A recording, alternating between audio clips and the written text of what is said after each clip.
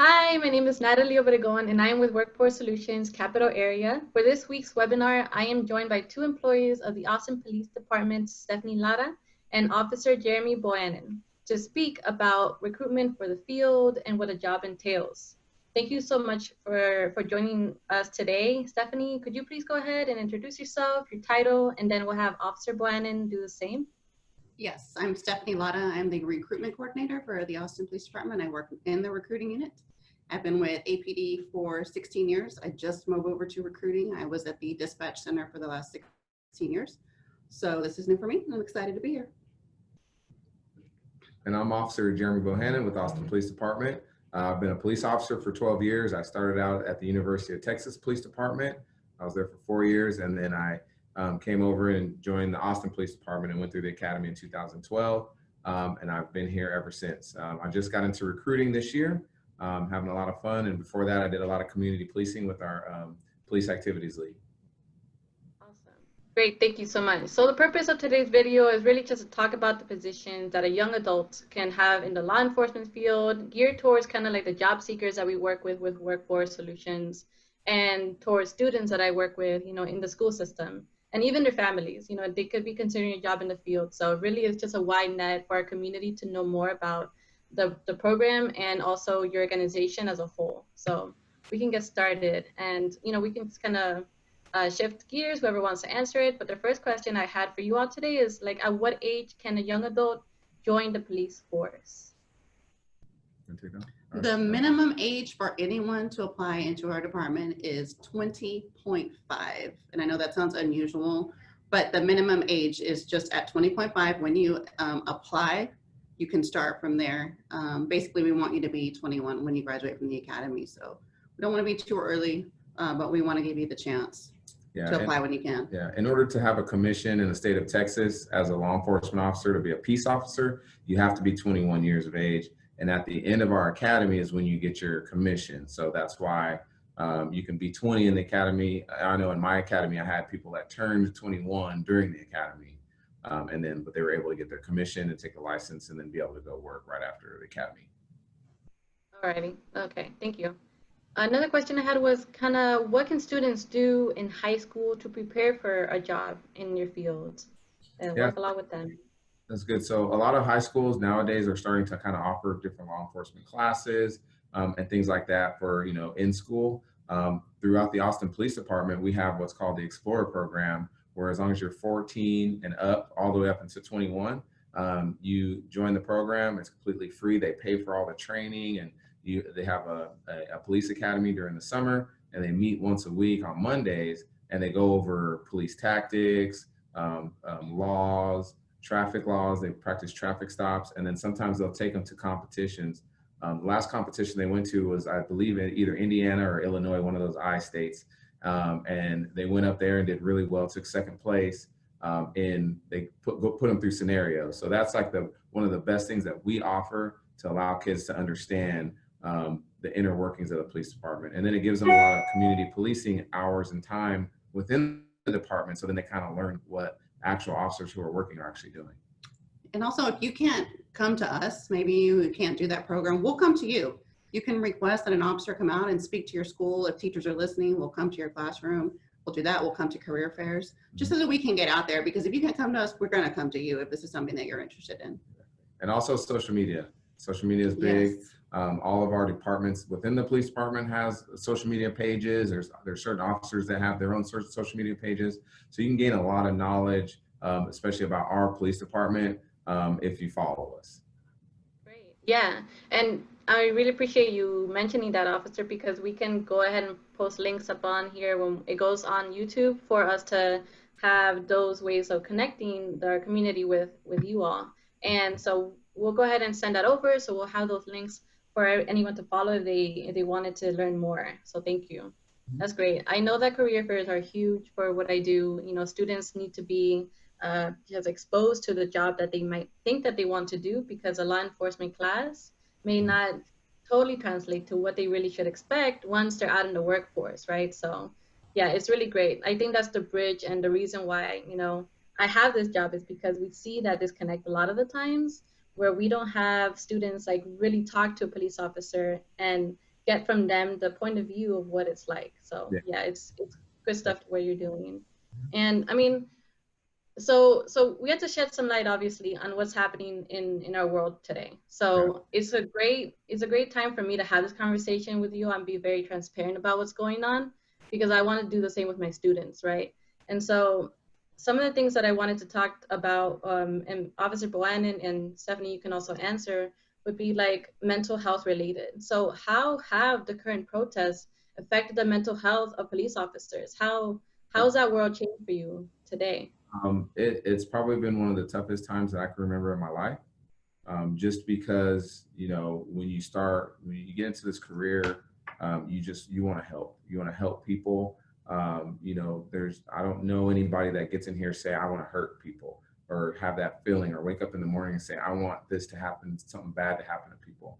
And so, you know, a lot of times, you know, we get lumped in with stuff that doesn't happen here, you know, locally, because we have a really good police department.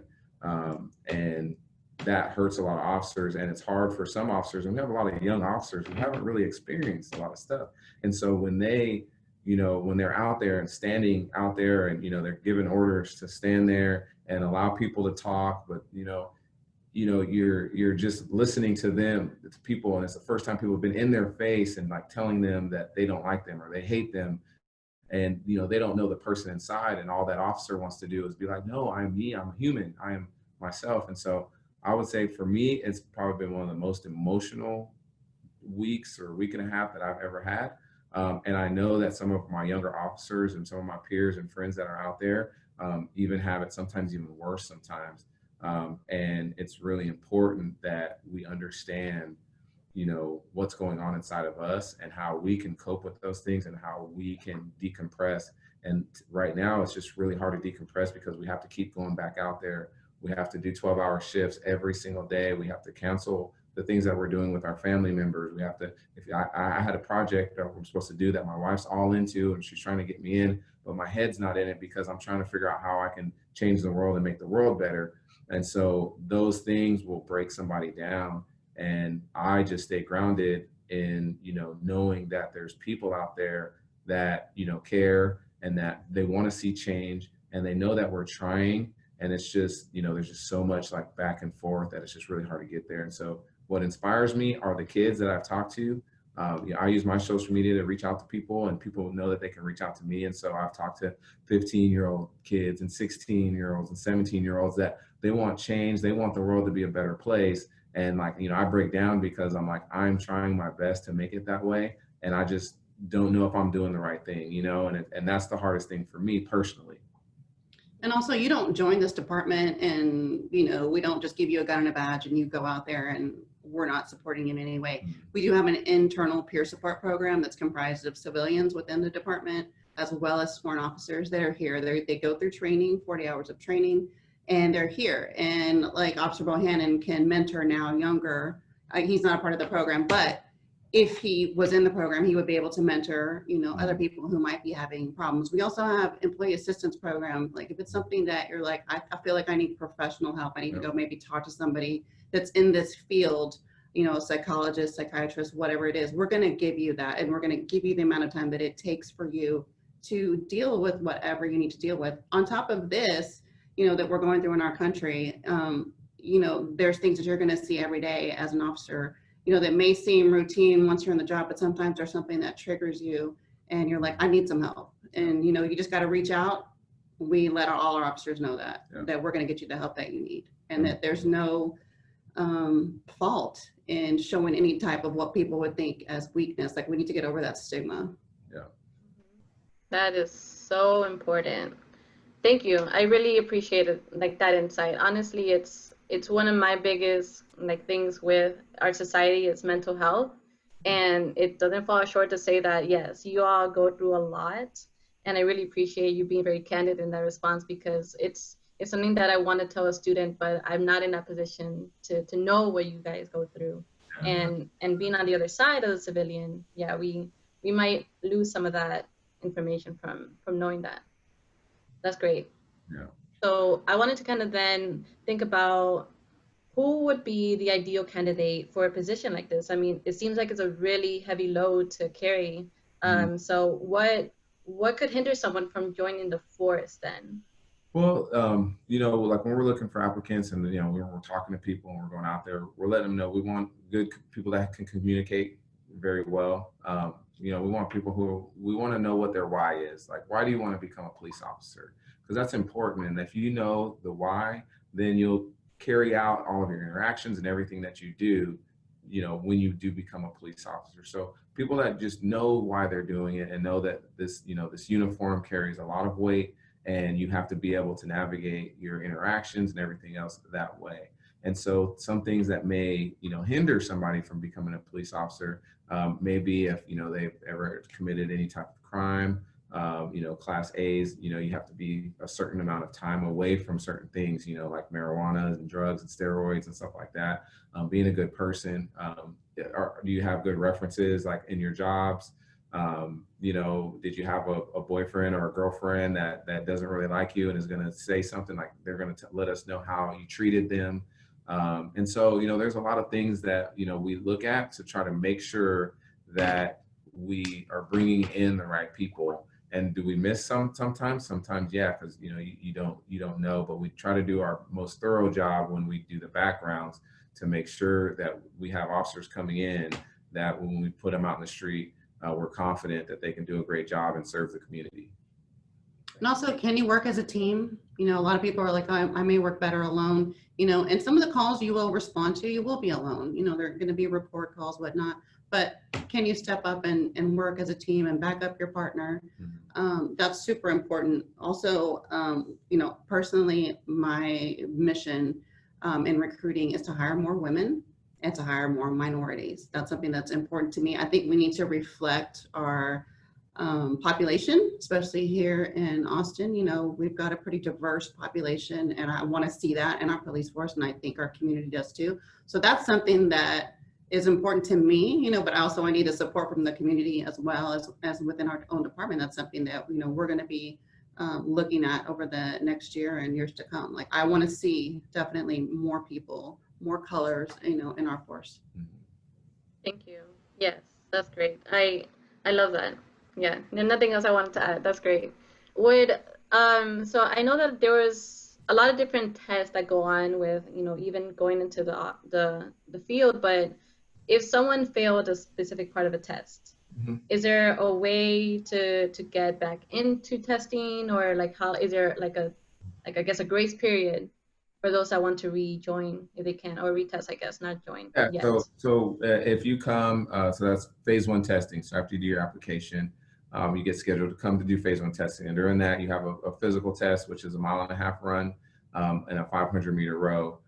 And then you're also going to do, the police exam, the entrance exam, and psychological and other things. So some of the tests, like if you fail the physical, you have to get a certain percentage of the times that we have listed, and the times are kind of varies based off of gender and age.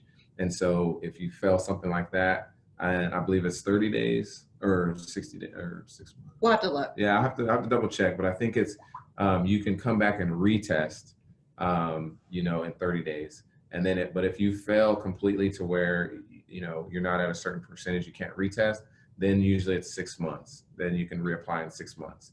And then going forward, the same thing happens with the actual written test, the psychological. So if anything along those lines, as long as you don't do something egregious that gets you actually like fully disqualified, then you'll have like a temporary disqualification for a certain amount of time, just depending on what it is. And we'll send you the website, which I'm sure you can post at the end of this. And there's a specific portion that tells you like what you need to do, especially to prepare for the phase 1 testing, mm-hmm. which is your first part, which is you come in, you take a written exam.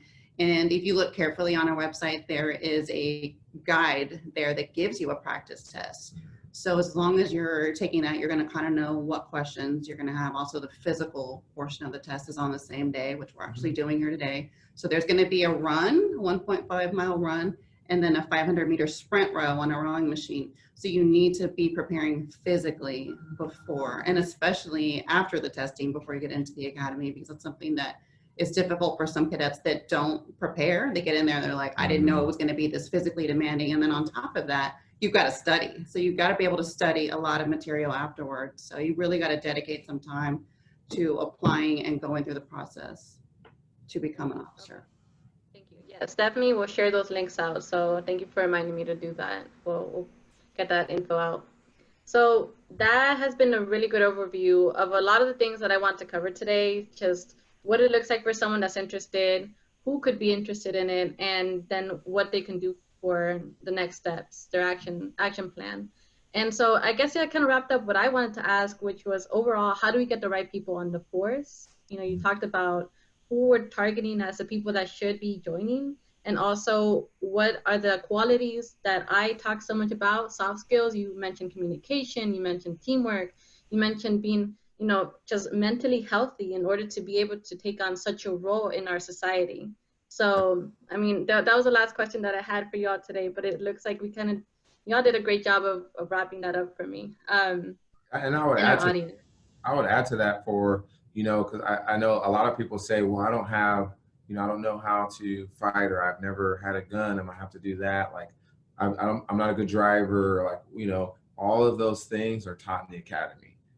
You know, some of the best ways to learn, like when you get to our academy, is if you've never done anything before, because then there's no bad habits that we have to you know, to fix or change that aligns with our policies and the best practices that the police department uses that are the most fair for the citizens, right? And so you don't have to have any pre-knowledge or you know, existing information about policing or about criminal justice to get into our academy. You'll learn it all there. Does it help? Yes, because it helps with studying and all that stuff.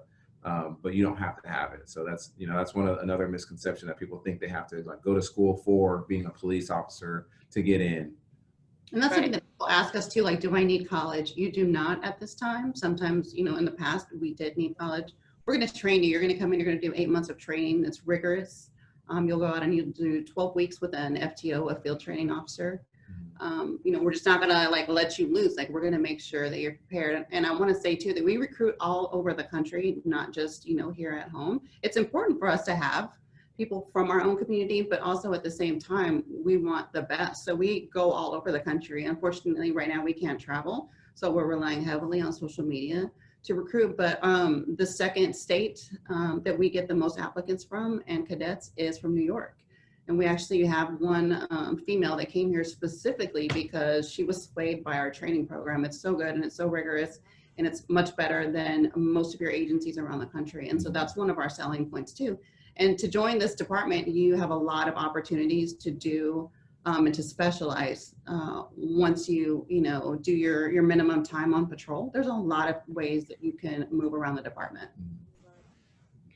That is a great point. Thank you so much for adding that, because a big thing is also upskilling that we talk about, and what is the next step after a few years of serving on the force? What do you do next? You know, some people do want to move up into maybe just a different department. You all do recruiting, but there's a lot of different other divisions. I'm assuming that maybe a lot of our like community doesn't know yet. So that's a really great point. Yeah. And that's something that, what if someone wanted to do that now? What would they do if they wanted to kind of maneuver their focus in the department already? What could they do? Like a specialized unit or something like that. So when you go through the academy and you finish, you automatically get assigned to a patrol ship. You can choose where you work and the hours that you work. You're just not going to get a day shift right away. You may get evenings or nights. Some people get lucky with a day shift. But you have to be on patrol for 4 years before you can start applying for either specialized units, or you can promote to the next level, which is a detective or a corporal. And a corporal is just like a lower level supervisor. And a detective, obviously, they go and investigate different crimes. And so after those 4 years, there is a host of specialized units. Anything from like mounted patrol, which is on the horses, to motorcycles, to lake patrol. We have an air unit, so helicopters. Those are actually police officers that were on patrol that got into, you know, flying the helicopters. You know, we have airport police. You know, we have park police. So there's a lot of different specialized units. And we do have the SWAT team that everybody, you know, that's kind of like the one everything, you know, that knows about the department. We also have your K9. We have specialized K9 units. But you've got your robbery, your homicide, child abuse, you know, it just depends. Like if there's something that you're passionate about that you want to go into that field, you know, you're more than welcome to, you know, apply for it. And I would say a lot of people do ask me about college, and I say, if you're thinking about college before, you know, think about where you want to go with your career here, and maybe get you an education that supports that particular field. Right. That's a good point. Right. Yeah. I focus on getting students into thinking that an associate's degree will take them far, because sometimes they can't grasp a career 4 years down the road, because at 18 years old, that's hard to do.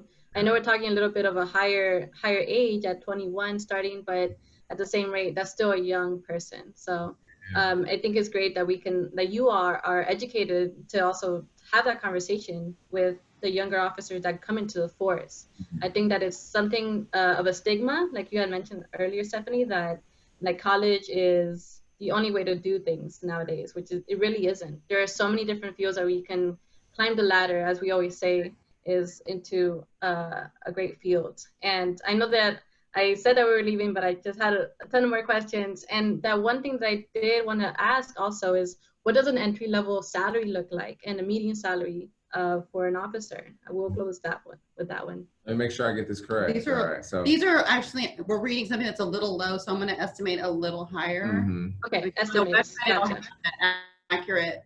But through the academy, it's going to be between 50 and 55,000, I believe. And then once you graduate, you're going to get about 60,000. But after like 2 years, you're already making almost 75,000 a year, which is pretty good. If you consider you're not going to get a degree, it's not every college isn't for everybody. We understand that. But you can do very well and live a comfortable life. We also have overtime. If you're like, hey, I want to make a little bit more money, there's always pretty much overtime opportunities. So yeah, and it's limitless. And we also have incentives. So like if you're bilingual, you know, bilingual, we have bilingual pay. If you work one of the shifts, that's either evenings or night shift, that's extra pay. Mental health officers get extra pay. So there's a lot of other incentives if you're a training officer. If you have any type of education or military, or not military, but if you have like 60 credits, I think that's like a little incentive, all the way up to master's. If you have your master's degree, that's more of an incentive. So. And like you said, some people just go get their associates, and that's good enough. Come to us with your associates. The city has a tuition reimbursement program that I know as a civilian, I was able to finally go, oh, I know what career field I want to go into. And I went, and you know, pretty much my college was paid for. I went to school locally here at Texas State, you know, and just the $2,000 that I got a year, you know, was a big help with tuition. And so just, you know, if it's calling to you to come to do this or to learn more about it, contact us. Yeah. We're here to talk to you. We'll give you the phone number. You can email us, follow us on social media. You know, we'll answer any questions that you have. Perfect. Stephanie, thank you so much for joining me. Officer Bohannon, the same. I really appreciate your time today. I also wanted to give a little input. Our email address for Workforce Solutions Capital Area is k-12awareness@wfscapitalarea.com. All the links will be posted on the description here for our YouTube webinar. And thank you so much again. I really appreciate y'all's time. Stay safe out there, okay? Thank you so much. Thank you. Take care. Thank you. Bye-bye. Bye. Take care.